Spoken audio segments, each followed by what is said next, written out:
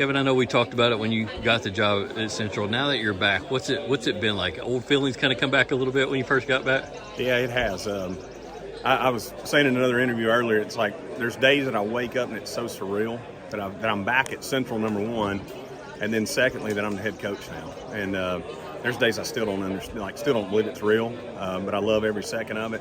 Love being back in that community, love being back around people that I knew before, that have fully supported me, called me during the process, wanted me to apply for the job, and I did, and really just kind of didn't have any expectations on it. I just said kind of let it be what it is, and ended up getting the job on January 29th and had a blast since, and we're just now getting rolling. Yeah.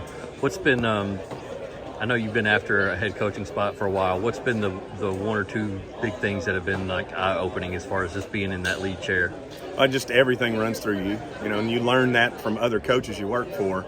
But then understanding, once it happens, every question's asked to you, everything kind of runs through you, which is a good thing. It's your program, and you're supposed to make all those decisions. But I do think, learning who to hire and having support around you that can make decisions and kind of help you make decisions in that process is 100% helpful. And I think that's the biggest thing, is having guys around you and people around you. As far as guys on the field, who have been some guys, whether offense or defense, that have kind of raised your eyebrows when you saw them in person, whether it's in the spring or this summer? Yeah, and so funny enough, in spring, our numbers were down, because we got a bunch of two-sport kids, and the numbers have just been down there the last couple of years. But when I got there in the spring and got to see some of our linemen, I was surprised, because I knew kind of what they had coming back, but then some of the size and the strength of just our line of scrimmage guys. And then once we got our track guys back, being able to see Javiston Badgett run around and play, and you hear how talented and fast he is, but then when you get to see him run, you really, there's a different understanding. And then honestly, to be, there's a bunch of kids I could talk about. I mean, there's a bunch of great kids and a bunch of good teammates. But surprisingly enough, and to my surprise, Caden Long is going to be our sophomore quarterback. His understanding of football and his maturity and his level of competitiveness and wanting to be there every day and wanting to learn every day has been really huge.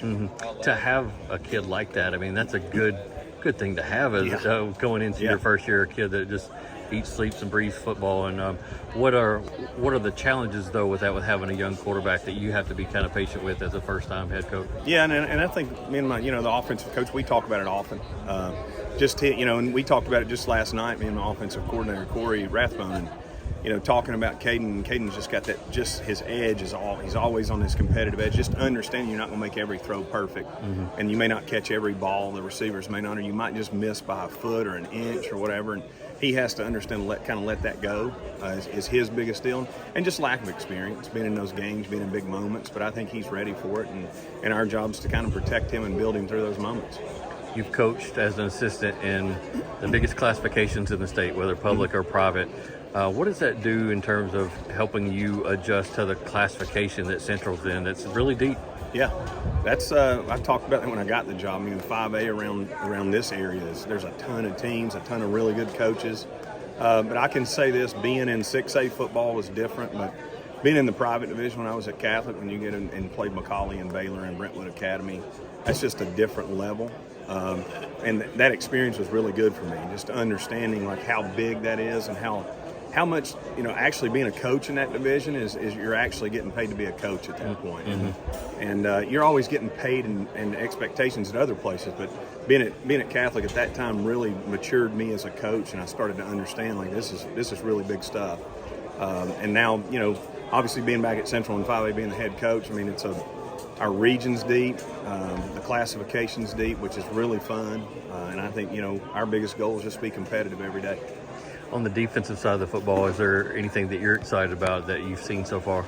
Yeah, I think we've got, Daniel Sackey's back on defense. He's going to play offense for us as well. He's going to have to be in really good shape and has to have his legs under him every week because he's going to play a ton of football. And then I think our line of scrimmage, man, our defensive line, our depth is there, which helps us a ton. And then our secondary is going to feed off, which is a really good group of kids too that have played a ton of football. They're going to feed off the pressure we're going to be able to put on people on the front.